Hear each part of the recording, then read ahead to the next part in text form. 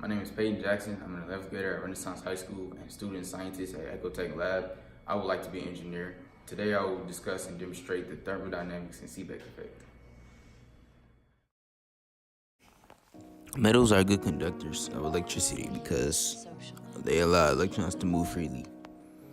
Aluminum is a good conductor specifically because it has 3 valence electrons that are already detached due to the metallic bonds between atoms.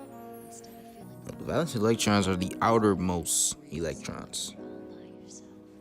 The newly free electrons then knock off a valence electron from another atom and so on. This creates a chain reaction of moving electrons called an electric current.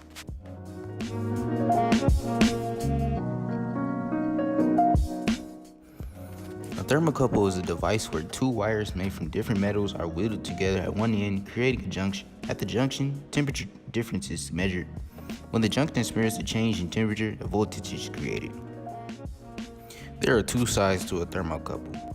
There's a cool side and a heating side. The cool side is made up of alloys based in combinations with antimony, tellurium, and selenium. The heating side is fabricated from silicon germanium alloys. Inside the thermocouple, there is an epoxy etch sealing. This is used to prevent a degradation in performance or catastrophic failure or electrical shortage. Electrical conductor is the part that actually conducts the electricity. There are N-type thermal elements and P-type thermal elements. Lastly, the electrical insulator is used to keep temperatures the same or limit major droppage or increase in the temperatures. Consider 2 semiconductors, N-type and P-type, connected to a common source that raises the temperature. The other ends of these 2 semiconductors are at a relatively low temperature. The electrons at the hot end of the N-type conductor receives the thermal energy from the source. The electrons get energized and flow toward the cold end. The hot end has low density and the cold end has high density.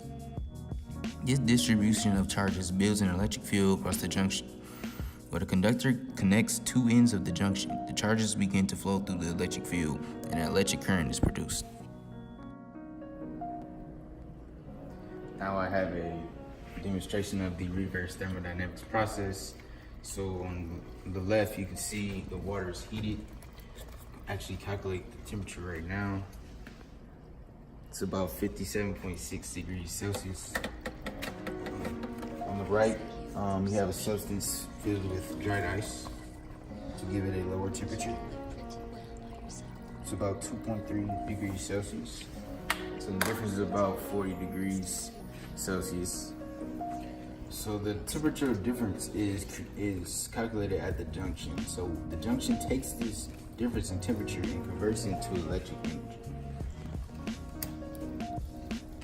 So this is the process of the junction creating an electric current.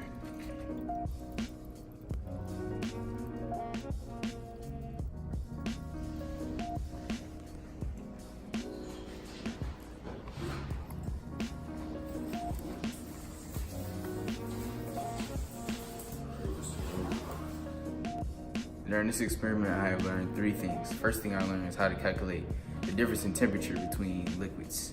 Second thing I learned is about the conductivity of aluminum. And the third thing I learned is the law of energy conservation, which states that energy is neither created or destroyed, but converted from one form to another. In this case, we went from thermal energy to electrical energy to mechanical energy. My time at Ecotech Labs has helped me improve my study skills at school and has also helped me develop a research portfolio in science for college.